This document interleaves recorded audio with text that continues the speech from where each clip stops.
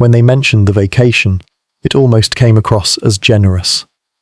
"You can come if you want," my mother said. "Just cover your own expenses." She said it casually, like it was a perfectly fair adjustment. My father nodded beside her, already distracted by something else. My brother kept scrolling on his phone, barely involved in the conversation at all. I didn't argue. "Yeah," I said. "No thanks. No tension, no extra questions." As far as I was concerned, that was the end of it. I went back to work and pushed the whole topic out of my mind. About an hour later, my phone buzzed, then again, then several more times back to back. Out of habit, I opened my banking app, expecting something small, maybe a subscription renewal or a random charge. Instead, I saw multiple transactions, airline tickets, hotel reservations, something listed as a spa package. The amounts were high, and every charge was recent, all approved. For a moment, I just stared at the screen without reacting. Then I opened the details. Same merchant names, same timestamps, same pattern. It didn't take long to figure it out. They hadn't ignored what I said. They had simply gone around it.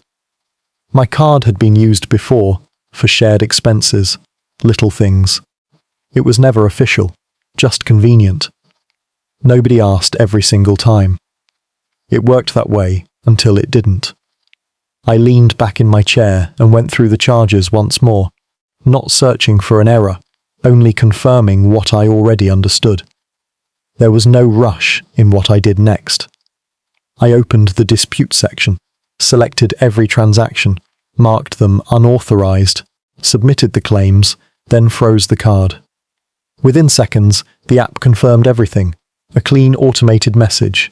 No emotion, no interpretation, just status, under review. I set my phone down and returned to work. A few hours later, the first message came through. My brother.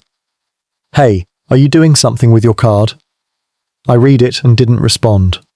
Another message appeared. "They're saying there's an issue with the tickets." I waited a minute before replying.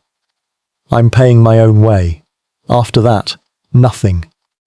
I pictured the airport without trying too hard to imagine it in detail. Lines moving forward, departure screens glowing overhead. People continuing normally while somewhere in the middle of their process, something quietly failed. No scene, no drama, just a denial on a screen. The following morning was silent. No calls, no texts. I assumed they had either fixed the problem or adjusted. Most people do. Around midday, I left my apartment for a quick errand. I wasn't gone long, maybe 40 minutes. But when I came back, the front door wasn't shut properly. Not wide open, just slightly off from the way I'd left it. I stopped for a second before pushing it open. Inside, I heard voices. Familiar ones. My mother. My father. My brother. They were moving through the apartment like they were searching for something, or trying to make sense of something. None of them looked surprised when they saw me. "We needed to talk," my father said, as if that alone explained why they were there. I stayed near the doorway. "You let yourselves in?" I asked. "You weren't answering," my mother replied. Like that somehow completed the reasoning. I looked around the room. Nothing looked broken. Nothing obviously disturbed. But the reality of them being there without permission landed differently than anything before. Not louder, just clearer. "You can't be here," I said. My father frowned slightly, more confused than angry. "This is still." He started, before cutting himself off. It wasn't still anything. I took out my phone and stepped back toward the entrance. "I'm calling building security," I said. "If you don't leave, this escalates." That shifted the mood, not dramatically, but enough.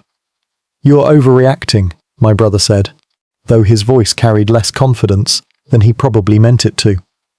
"I'm not," I replied. Then I made the call. Security arrived quickly. They didn't ask emotional questions or care about family history.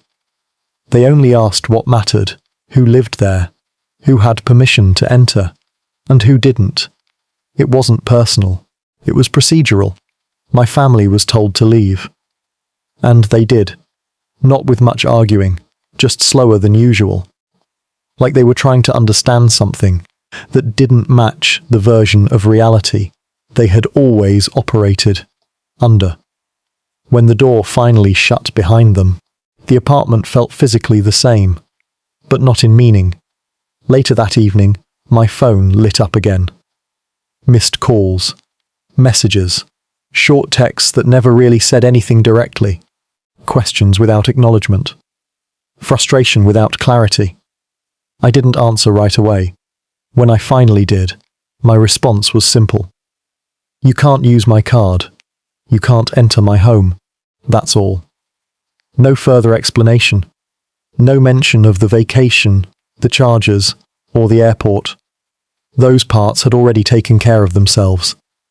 The financial side had been handled by the system. The physical side had been handled by security. What remained didn't require more words.